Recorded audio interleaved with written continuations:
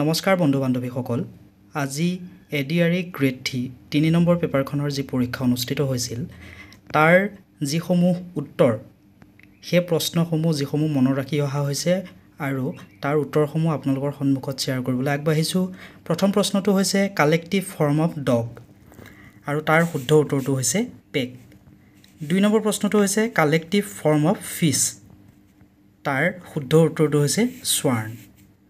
3 number প্ৰশ্নটো হৈছে এণ্টনিমছ of French, তাৰ শুদ্ধ উত্তৰটো হৈছে ফো।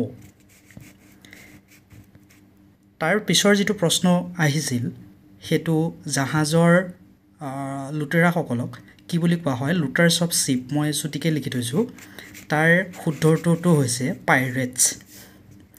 তাৰ পিছৰ প্ৰশ্নটো হৈছে হি কেন এণ্টাৰ ইনটু ডিপ ফৰেষ্ট, এনেকুৱা ধৰণে আহিছিল আৰু তাতে আমাক এডভাৰ্ব বিচাৰি উলিয়াবলৈ কৈছিল। তাৰ যিটো এডভাৰ্ব হ'ব সেইটো হ'ব ডিপ। তাৰ যিটো পিছৰ প্ৰশ্ন হৈছে তাত আমাক শ্বিপ শব্দটোৰ বিপৰীত শব্দ বিচাৰি উলিয়াবলৈ কৈছিল, অপজিট ৱৰ্ড অফ শ্বিপ, তাৰ শুদ্ধ উত্তৰটো হৈছে এক্সপেনচিভ। তাৰ পিছৰ প্ৰশ্নটো হৈছে হি কেন ৰান ফাষ্ট, প্ৰশ্নটোত বোধ কৰোঁ ৰেন বুলি আহিছিল আৰু ইয়াতে আমাক ভাৰ্ব বিচাৰি উলিয়াবলৈ কৈছিল, তাৰ যিটো ভাৰ্ব হ'ব সেইটো হৈছে ৰান। তাৰ পিছৰ প্ৰশ্নটো হৈছে লুকেছ কেন জাম্প, ডেছ দি থোৱা আছে, আমি তাতে আমাৰ অপশ্যনত যিটো হাই আছিল সেই হাই অপশ্যনটোত আমি টিক কৰিব লাগিব। 9 নম্বৰ প্ৰশ্নটো হৈছে মিনিং অফ ইন এ নাটছেল, প্ৰশ্নটো অলপ দীঘলকৈ আহিছিল, তাৰ শুদ্ধ অপশ্যনটো হ'ব চিম্পলেষ্ট ফৰ্ম। এইটো অপশ্যনত নাই যদিও এইটো অপশ্যনত নাথাকিব পাৰে, কিন্তু আপোনালোকে চিম্পলেষ্ট ফৰ্ম এই শব্দটোৰ লগত মিলা যিটো শব্দ আছে তাতে আপোনালোকে টিক কৰিলে শুদ্ধ হ'ব।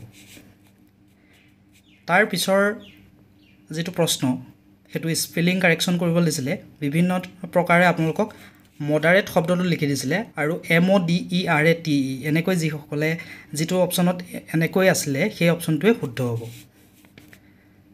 তাৰ পিছৰ প্ৰশ্নটো ফিউৰিয়াছ শব্দটোৰ মিনিং সুধিছিলে আৰু ইয়াৰ শুদ্ধ উত্তৰটো হ'ব এংগ্ৰি। তাৰ পিছৰ প্ৰশ্নটো আছিলে উই ডেছ এ ছং অলৱেজ, উইৰ পিছত যিবিলাক ভাৰ্ব থাকিব তাৰ পিছত কেতিয়াও এছ নালাগে, সেইকাৰণে ইয়াৰ শুদ্ধ উত্তৰটো হ'ব চিং।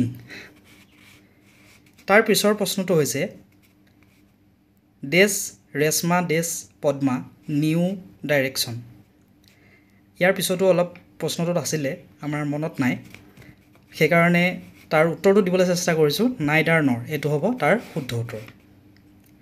তাৰ পিছৰটো আছে pronoun refers to myself, ইয়াৰ যিটো শুদ্ধ উত্তৰ সেইটো হ'ব আই। তাৰ পিছৰ প্ৰশ্নটো হৈছে মিনিং অফ এলিভেটেড, ইয়াৰ শুদ্ধ উত্তৰটো হ'ব ৰেইজড।